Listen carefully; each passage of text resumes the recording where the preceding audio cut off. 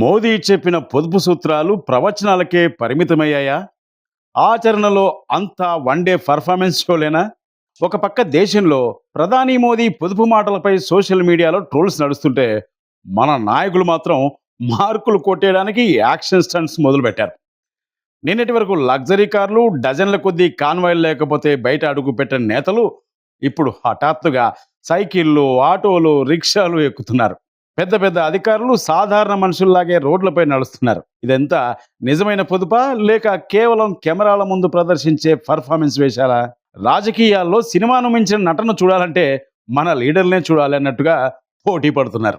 ప్రస్తుతం social media తెరపై సరికొత్త పొదుపు నాటకం రక్తి కడుతోంది. నిన్నటి వరకు సకల సౌకర్యాలు, రాజభోగాలు అనుభవించిన నేతలకు హఠాత్తుగా పొదుపు రోగం పట్టుకుంది.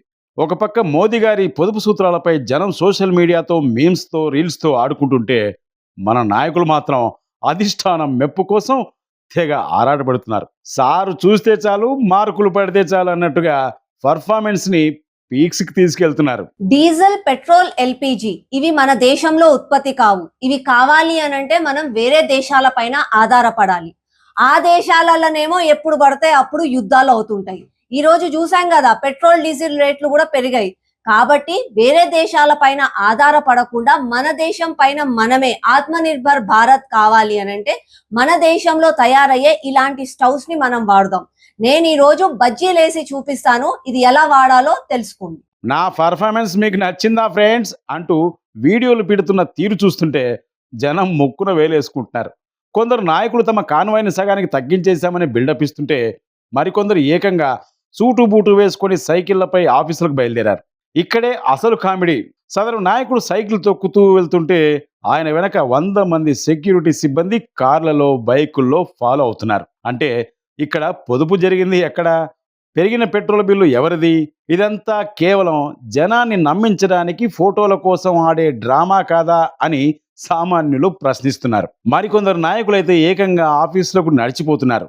రోడ్డుపై నడుస్తూ కెమెరా యాంగిల్ కరెక్ట్గా ఉందో లేదో చూసుకుంటూ ఫోజులు ఇస్తున్నారు. ప్రజాధనం వృధా కాకుండా చూడడం అభినందించదగ్గ విషయమే. కానీ నిరంతర ప్రక్రియ ఉండాలి. ఇదంతా చూస్తుంటే జస్ట్ వన్ డే పర్ఫార్మెన్స్ ముచ్చట్లాగా ఉందే తప్ప ఇందులో నిజాయితీ ఎక్కడా కనిపించడం లేదు. ఇవాళ కెమెరా ముందు సైకిళ్ళు తొక్కి రేపు మళ్ళీ కోట్ల విలువైన లగ్జరీ కార్లలో షికార్లు చేస్తే లీడర్ల క్రెడిబిలిటీ ఏమవ్వాలి? మీ విచిత్ర డ్రామాలు చూడడానికి జనం అంత అమాయకులాగా కనిపిస్తున్నారా? ప్రజాక్షేత్రంలో విశ్వసనీయత అనేది ప్రదర్శన ద్వారా రాదు, పరిపాలన ద్వారా మాత్రమే వస్తుంది.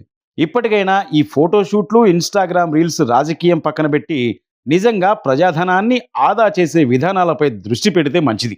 లేదంటే జనం ఇలాంటి పర్ఫార్మెన్స్లకు వారి స్టైల్లో ట్రీట్మెంట్ ఇస్తారు. మరి ఆ ట్రీట్మెంట్ వేరే లెవెల్ ఉంటుంది. అది మీ నాయకులకు కూడా తెలుసు. ఇక ఈ లీడర్ల పొదుపు పర్ఫార్మెన్స్పై మీ అభిప్రాయం ఏంటి? కామెంట్లో తెలియజేయండి.